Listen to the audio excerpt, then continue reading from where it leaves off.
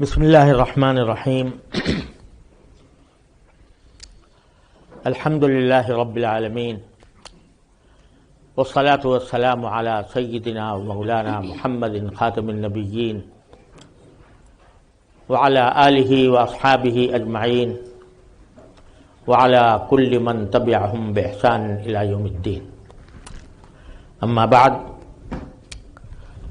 میرے محترم دوستوں، بھائیوں اور بہنوں، السلام علیکم ورحمۃ اللہ تعالی وبرکاتہ.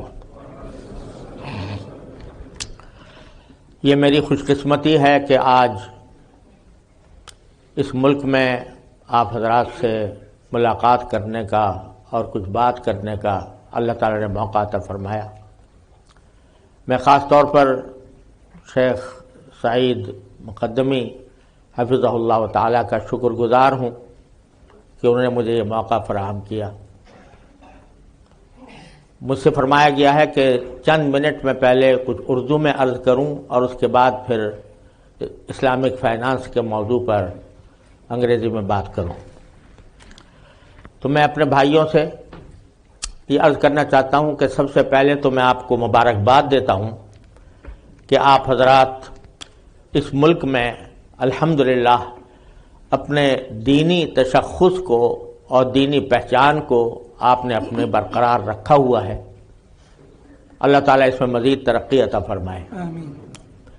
میں اس مختصر وقت میں صرف ایک بات آپ حضرات کی خدمت میں عرض کرنا چاہتا ہوں، اور وہ یہ کہ بے شک آپ حضرات مبارکباد کے مستحق ہیں کہ آپ نے یہاں رہتے ہوئے اپنے دین کو برقرار رکھا، اپنے شعائر کو برقرار رکھا.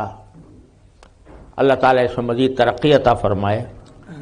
لیکن جو سب سے بڑا مسئلہ ان ممالک میں ہے وہ اپنی اولاد اور آنے والی نسلوں کا ہے کہ اس کی فکر اگر آج ہمارے اندر نہیں ہوگی تو ہم آئندہ اپنی نسلوں کا تحفظ نہیں کر سکیں گے. قرآن کریم کا ارشاد ہے، یا ایھا الذین آمنوا قوا انفسکم واہلیکم نارا.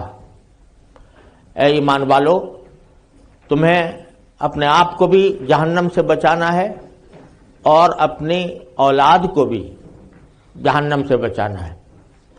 صرف اتنی بات کافی نہیں ہے کہ باپ اور ماں نماز پڑھتے ہوں، مسجدوں میں آتے ہوں، علماء سے تعلق رکھتے ہوں اور اولاد کسی اور طرف جا رہی ہو. لہذا میری گزارش یہ ہے کہ آپ حضرات جس طرح الحمدللہ آپ کو اللہ تعالی نے توفیق دی ہے تو اپنی اولاد کی فکر کریں. اور اس کے لیے میں دو باتیں عرض کرتا ہوں، اللہ تعالیٰ اس پر ہم سب کو عمل کی توفیق عطا فرمائے. پہلی بات یہ کہ اپنے بچوں کی تعلیم کے لیے ایسے ادارے منتخب کریں جس میں دینی فضا کے اندر ان کو تعلیم دی جا رہی ہو. میں نے الحمدللہ یہاں آ کر معلوم ہوا کہ مدرسۃ الاصلاح جو حضرت شیخ سعید مقدمی مجدد الہم نے قائم کیا ہے تو اس میں بھی الحمدللہ تعلیم و تربیت کا ایک اچھا انتظام ہے. لیکن ضرورت اس بات کی ہے کہ مسلمان اس کی طرف متوجہ ہوں اور اس میں تعلیم حاصل کریں.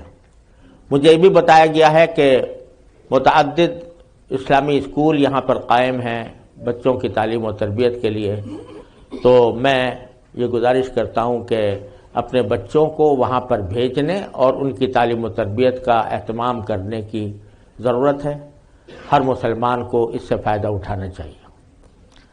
دوسری بات یہ کہ میں یہ گزارش کرتا ہوں کہ اپنے بچوں کو، اپنی اولاد کو کچھ وقت دیجیے. 24 گھنٹوں میں سے کچھ وقت اپنی اولاد کے لیے منتخب کر کے رکھیں.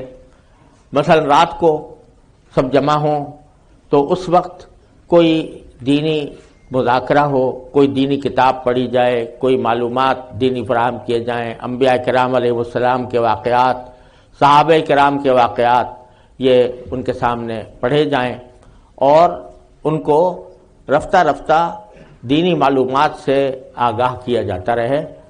یہ کام اگر روزانہ کی بنیاد پر ہو اور اس کے بعد اللہ تبارک و تعالیٰ سے دعا کریں کہ اللہ ہم آپ کے دین پر چلنا چاہتے ہیں، ہم اپنی اولاد کو اپنے دین پر قائم رکھنا چاہتے ہیں، تو اللہ تعالیٰ ضرور اس دعا کو قبول فرمائیں گے اور انشاءاللہ ہماری آئندہ نسلوں کا تحفظ ہو سکے گا۔ لمبی چوڑی تقریر کا موقع نہیں ہے، اور دین کی بات کسی لمبی چوڑی تقریر کی محتاج بھی نہیں ہوتی۔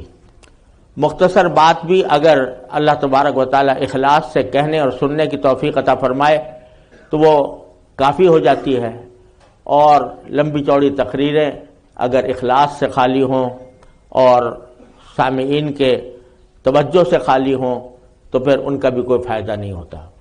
تو میں آپ حضرات سے یہ گزارش کرتا ہوں کہ اپنی زندگی میں دو باتوں کو خاص طور پر اپنائیں۔ ایک، کثرت سے اللہ تبارک و تعالیٰ سے رجوع کرنے اور ہر چھوٹی بڑی حاجت اللہ تعالیٰ سے مانگنے کی عادت ڈالیں۔ دعا کی کثرت یہ انسان کو اللہ تعالیٰ سے بہت قریب کرتی ہے۔ اور دوسرے، اللہ تعالیٰ کی نعمتوں کا شکر ادا کرنے کا اہتمام کریں۔ جو کوئی بھی اچھی حالت آئے تو اس پر اللہ تعالیٰ کا شکر ادا کریں، اور اپنے بچوں کو رات کے وقت میں کچھ دین کی تعلیم دینے کا اہتمام کریں، تو انشاءاللہ ثم انشاءاللہ حالات میں بہتری پیدا ہوگی، اور آپ کے لیے آپ کی اولاد صدقہ جاریہ بنے گی۔ حدیث میں ہے کہ جب کوئی انسان مر جاتا ہے تو اس کے سارے اعمال ختم ہو جاتے ہیں، لیکن 3 چیزیں ایسی ہیں جو باقی رہتی ہیں۔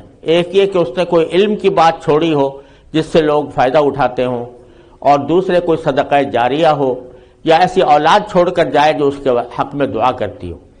تو یہ اولاد کا حق میں دعا کرنا اور ان کو نیک بنانا، یہ ایک بہت بڑا صدقہ جاریہ ہے جس کا انشاءاللہ اجر و ثواب مسلسل ملتا رہے گا۔